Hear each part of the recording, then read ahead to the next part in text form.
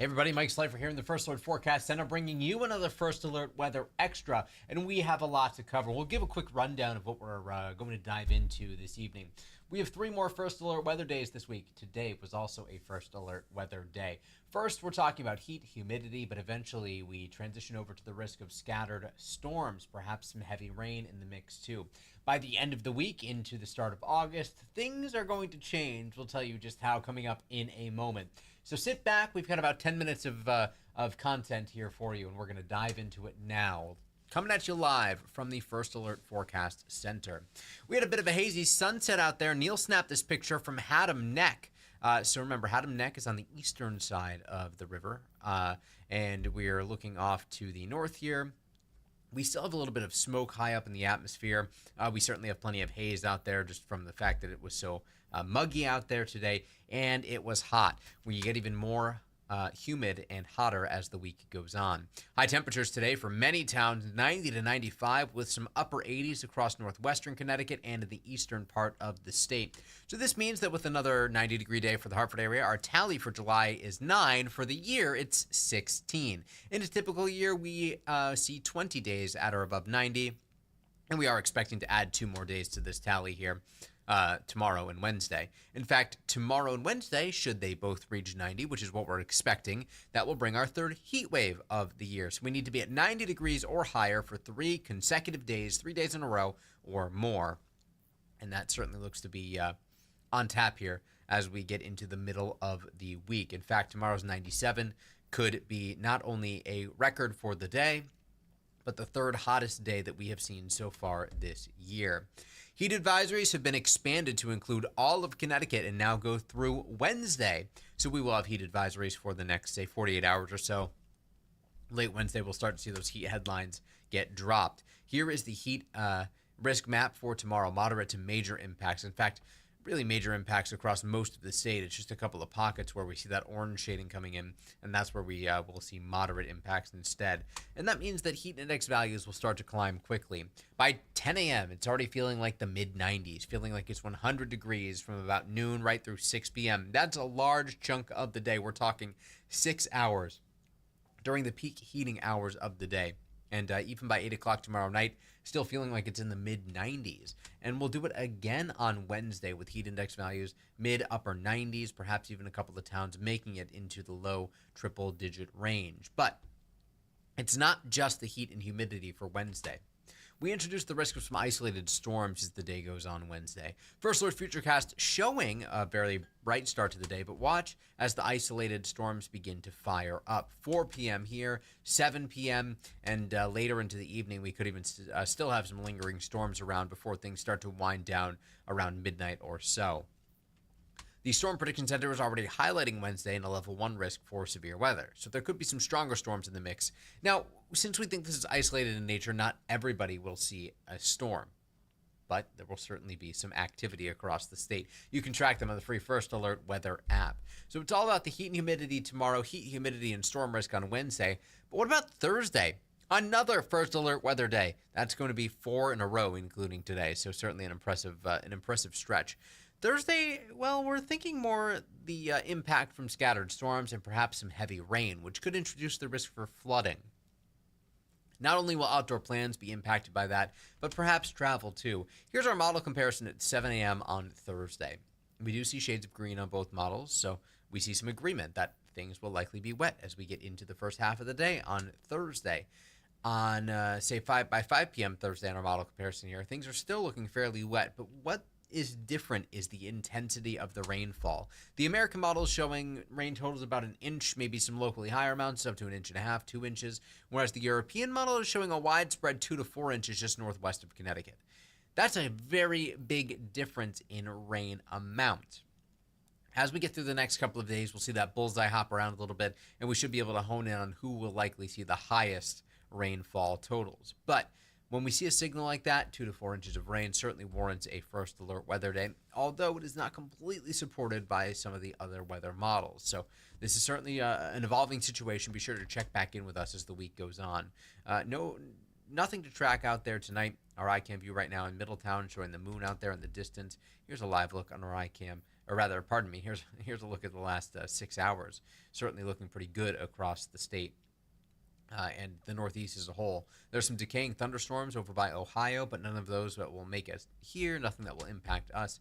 Instead, we are still talking about some warmth locally. 83 in Hartford right now, 85 in New York. Philly is still coming in at 90 degrees, but that doesn't tell the entire story. We got to talk about the dew points here. We're talking upper 60s, lower 70s. Muggy on the border there with becoming just oppressively humid, and that's where we are headed. We even see some low and mid 70 dew points on the map right now when we zoom into Connecticut. So certainly a sticky night out there. Temperatures still in the 70s and 80s for many towns, but it feels a little bit warmer than that right now, believe it or not. And just about everyone is running at least a couple degrees warmer right now than yesterday at this point in time. Bigger differences for Bridgeport and Windsor Locks, Hartford and Willimantic. So we'll take you again. Here's a live look in our iCam right now in Middletown. Ignore that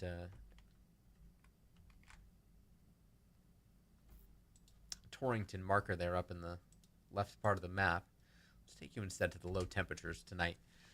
We're expecting temperatures to fall to the mid and upper 60s for many towns, some lower 70s mixed into, especially closer to the shoreline.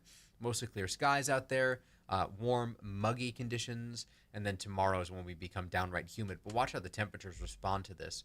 We're talking 90s even across the Litchfield Hills, 96 tomorrow in Woodbury. We'll pause here, zoomed in on the Hartford metro area, 97 from Suffield to Southington, 98 Windsor, New Britain, and Glastonbury, and even across, say, parts of the Quiet Corner, Pomfret and Danielson, 96 tomorrow, 95 Storrs, Mansfield, 96 in Hebron. Wind will be out of the west and northwest, so that will help to keep the sea breeze at bay. So we're talking 90 degrees even across the southeastern Connecticut. And Colchester, Jewett City, Salem forecast to reach 97, Haddam, 97, Durham, 97, Madison tomorrow, 92, 98 in Wallingford, 94 in Naugatuck, 96 in Milford, 95 in Branford. So if you're hoping for some relief at the shoreline, you got to get in the water. Dew points will be back up into the 70s, oppressive humidity returning tomorrow. And since we are forecasting 97 for the Hartford area, that would be record warmth. And it's a bit of a long-standing record for the Hartford area, set back in 1933. The record's 96. Bridgeport's record is also 96, set more recently in 2002. And we are forecasting 95.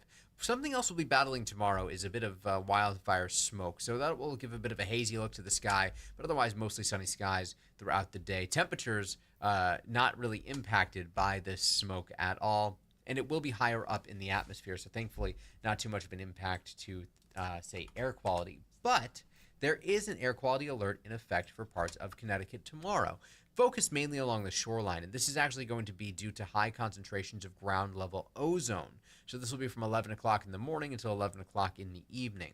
This is unfortunately something that we typically see when it gets this hot and humid outside. So pretty typical summertime pollution, and that ground level ozone could be particularly problematic for people who have, say, pre-existing conditions like asthma or COPD. Here's a look at the air quality forecast for tomorrow, where you start to see those different colored dots popping up.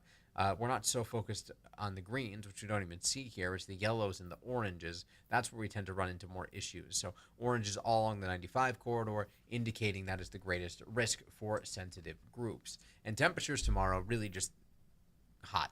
We are going to be hot. We are talking record levels of warmth, especially inland. And then by Wednesday, we're forecasting some mid-90s out there inland. There's the risk of some isolated storms becoming scattered in nature on Thursday. Perhaps some heavy rain in the mix, which could mean some flooding. Along the shoreline, 95 tomorrow, 92 on Wednesday, 82 on Thursday. But look at Friday. For now, we're thinking things do dry up a bit Friday. It depends on if that front stalls out. If it stalls out too close to Connecticut, it might take a little bit of time. But with increasing sunshine Friday, temperatures will only top out in the upper 70s. And then Saturday and Sunday look perfect. Full sunshine, low humidity, temps seasonable, perhaps even a couple of degrees below average. Now, so far this month, temperatures have mainly been above average, but we have had our fair share of days with highs below where we typically would be.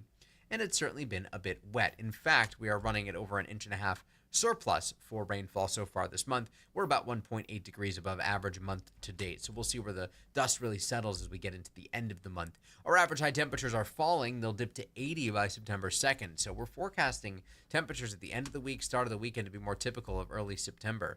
August 1st, the average high is 85, average low is 63. By the end of the month, average high is 81, average low is 59. And we typically see 4.2 inches of rainfall. And on the 8 to 14 day outlook here, this gets us in closer to the second weekend of August.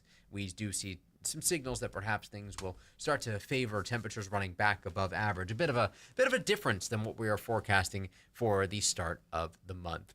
So that's our latest First Alert Weather Extra. We do these every weekday at 8 a.m. and 9:30 p.m. You can catch them streaming on WFSB Plus or on YouTube. Certainly a great way to break down some of the statistics of the weather and get into some of the finer details. So we will be on the wax in 20 minutes. Chief Meteorologist Mark Dixon will be back on Channel 3 tonight at 11, and Scott Haney tomorrow morning. We hope you'll join us then. In the meantime, stay cool and stay hydrated.